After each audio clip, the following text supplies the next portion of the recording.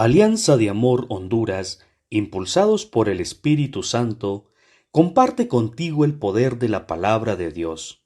Te invitamos a escucharla y dejar que entre a tu corazón y dé frutos, para gloria del Padre, consuelo de Jesús y salvación de los hombres. Que la paz de Cristo esté con cada uno de nosotros, hermanos. Dios le bendiga. Vamos a meditar Evangelio según San Lucas, capítulo 4, versos del 16 al 30. Fue a Nazaret, donde se había criado, y según su costumbre, entró un sábado en la sinagoga y se puso de pie para hacer la lectura.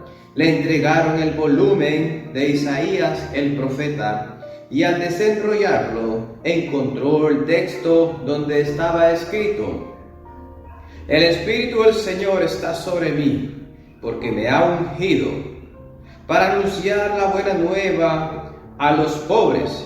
Me ha enviado a proclamar la liberación a los cautivos y la vista a los ciegos, a dejar en libertad a los oprimidos y a proclamar un año de gracia del Señor.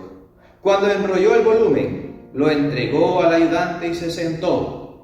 Todas las personas en la sinagoga lo miraban con atención y comenzó a decirles: esta lectura que acaban de oír se ha cumplido hoy. Todos se mostraban de acuerdo con esto y estaban asombrados por las palabras favorables que él decía. Pero se preguntaban: ¿acaso no es este el hijo de José? Jesús les dijo: con seguridad ustedes me dirán este refrán: médico, cúrate a ti mismo. Tienes que hacer aquí en tu propia tierra las mismas cosas que oímos que hiciste en Cafarnaúm. Y continuó: les aseguro que ningún profeta es aceptado en su propia tierra. En tiempo de Elías había muchas viudas en Israel, cuando dejó de llover durante 3 años y medio, y todo el país sufrió hambre. Pero el profeta Elías no fue enviado a ninguna de ellas, sino a una mujer viuda de Sarepta, en la región de Sidón. Y en tiempos del profeta Eliseo, había muchos leprosos en Israel, y ninguno de ellos fue purificado sino Naamán, el sirio. Cuando oyeron esto, todos los que estaban en la sinagoga se indignaron. Levantándose, lo sacaron fuera de la ciudad y lo llevaron hasta la parte más alta de la montaña sobre la que estaba edificada su ciudad, con la intención de despeñarlo. Pero Jesús, pasando en medio de ellos, se fue. Palabra del Señor. Gloria a ti, Señor Jesús. Jesús es un profeta poderoso en palabras y poderoso en obras. Y aquí está una enseñanza para nosotros, es una experiencia, es un modelo para nosotros lo que aquí propone Jesús para la vida del profeta. No estamos hablando solo de que profetiza como un carisma, estamos hablando del profeta que participa por ser bautizado, participa del ministerio profético en Cristo. Y entonces aquí nos está hablando cómo podemos vivir nuestro ministerio profético que hemos nosotros recibido y hemos sido sellados desde el bautismo en el triple ministerio como sacerdote, profeta y rey.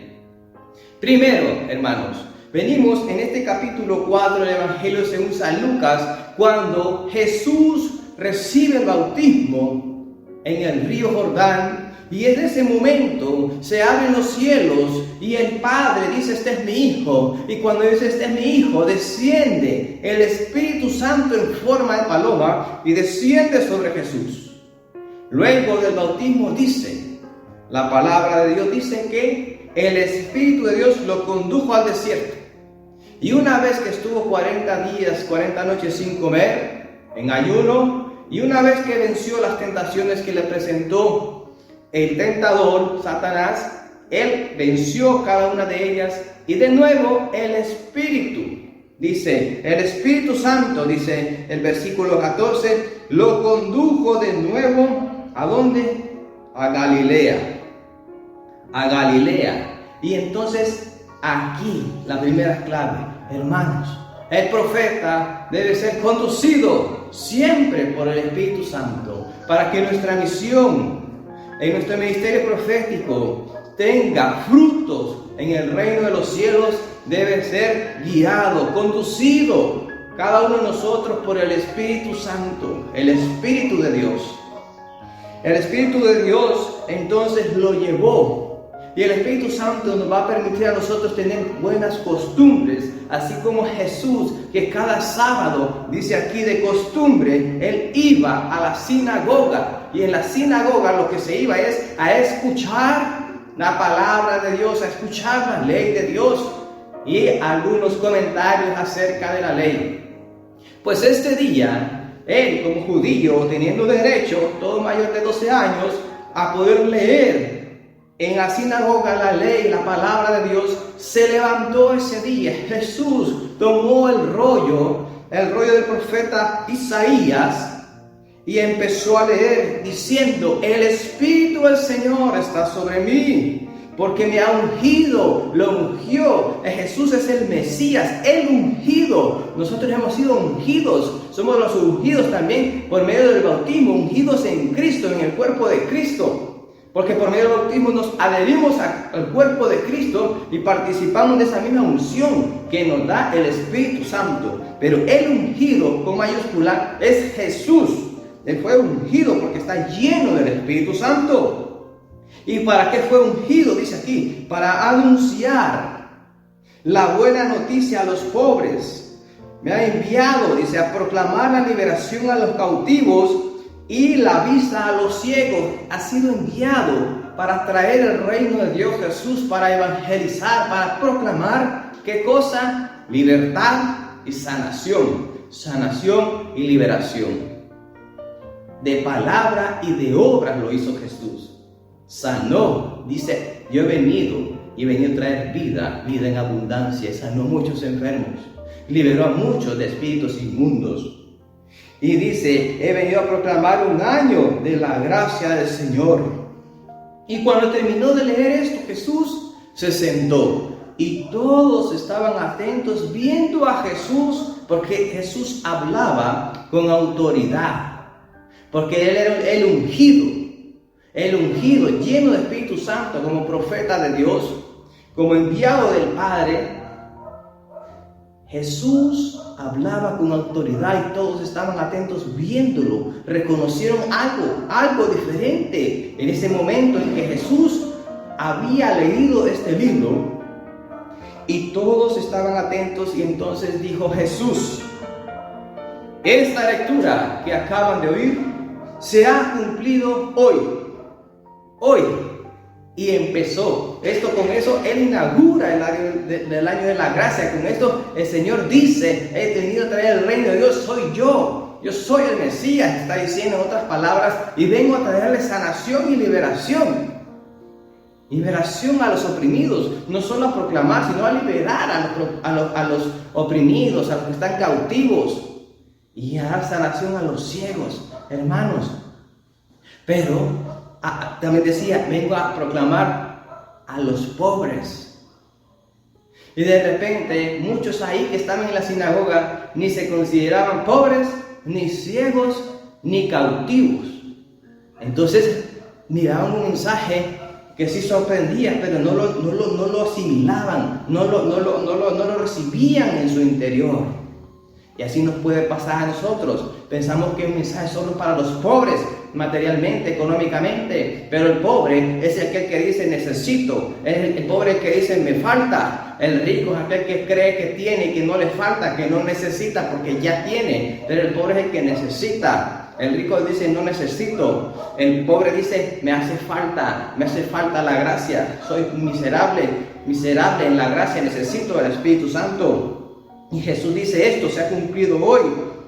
Y entonces los que estaban ahí escuchando estaban asombrados, dice la palabra. Asombrados, oigan bien, estaban asombrados por las palabras favorables que estaba diciendo Jesús. Y esta es la segunda enseñanza, hermanos, cuando nosotros estemos en nuestro ministerio profético anunciando y denunciando, cuando digamos nosotros palabras favorables a las personas que están escuchando un mensaje, se van a asombrar y de repente van a recibirlo. Pero después, cuando venga Jesús y lo esté exhortando y le esté denunciando el pecado, vamos a ver cómo esta misma gente que estaban asombrados y habían aceptado de manera favorable estas palabras que había dicho Jesús, lo quisieron matar. Lo llevaron fuera de la ciudad y lo quisieron arrojar al abismo a Jesús. Hermanos, hay que estar dispuesto a eso. Pero no hay que tener miedo. No hay que tener miedo porque Jesús después al final, aunque estaban a punto de tirarlo allá, pero como no era la hora, como el Padre no permitía que eso se diera, porque estaba bajo la cobertura, no era la hora, Jesús simplemente pasó en medio de ellos y se fue. Así, hermanos, una segunda enseñanza.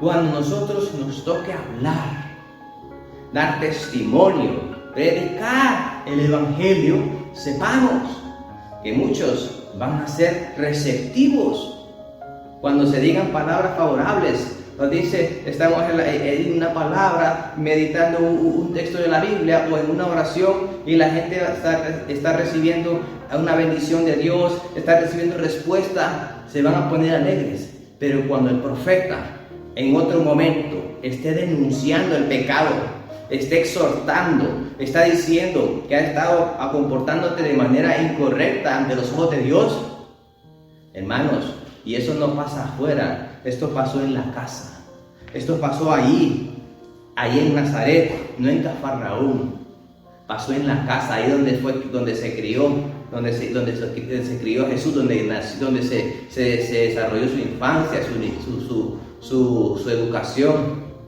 ahí donde creció Jesús. Esos mismos que lo vieron crecer, esos mismos que dijeron, y no es este el hijo de José, ¿cómo es que viene a hablar así? Ahí, esos son los que quisieron matar. Cuando nos toca en la comunidad, hermanos, cuando nos toca en la misma obra, en el carisma donde estemos, ahí en la parroquia, cuando nos toca en la misma familia, a veces pueden darse estas reacciones que no queremos nosotros por el orgullo reconocer nuestro pecado y nos molesta que nos exhorten, pero porque nos falta Espíritu Santo. Así pues, hermanos, no tengamos miedo, porque al final es Dios el que está con nosotros, es el Espíritu Santo. Si el Espíritu Santo está con nosotros, Él nos conduce, y a pesar de que no se ha recibido o si se ha recibido el mensaje, cuando llega la hora, se va a cumplir siempre la voluntad de Dios. Por eso Jesús no lo pudieron matar en ese momento, porque no estaba en la voluntad de Dios. Así que, hermanos, no tengamos miedo que Dios está con nosotros y el poder del Altísimo, nosotros estamos bajo su sombra, bajo sus alas, y Él nos protege. Que Dios les bendiga, hermanos. Tomemos este modelo de profeta que es Jesús, poderoso en obras y poderoso en palabras. Y si el Espíritu Santo que está en Él también está en nosotros, cosas mayores podemos hacer en su nombre, en el nombre de Jesús, hermanos. Dios le bendiga. Pase feliz día.